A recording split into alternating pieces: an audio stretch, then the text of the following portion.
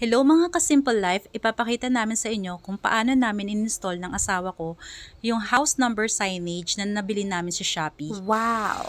Gumamit kami ng drill para mabutasan itong paglalagyan ng signage. Isang butas sa taas at isa naman sa baba.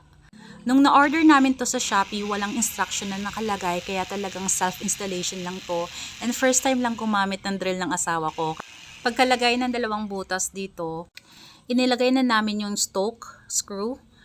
Bale, plastic to and kailangan mo lang talagang isuksok pa loob. Yung mga stoke screw at saka mga bolt is kasama na rin sa na-order namin.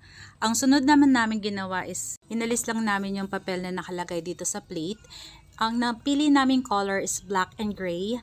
May iba namang color pero mas preferred namin yung black and gray. Naman is inilagay lang namin tong bolt na may screw. Ganun lang ang gagawin sa taas at saka sa baba. Hindi nga pala ito sponsored ng nabilhan naming shop.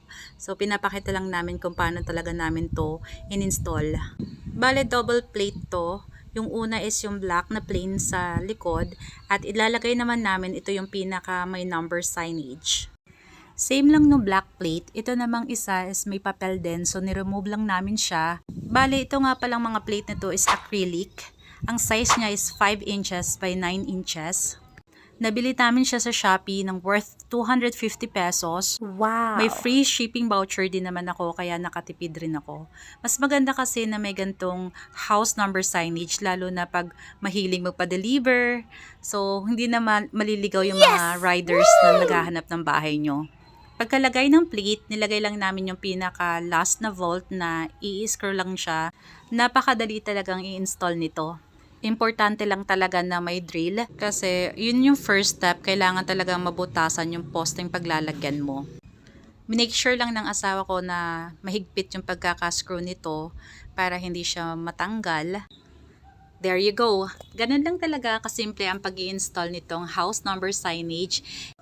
Napakasimple niya pero ang lakas ng dating, ang lakas makasosyal. Wow! Ang next naman namin gagawin is mag-i-install kami ng doorbell sa bahay. I-share din namin kung paano namin ito in-install. Thank you for watching!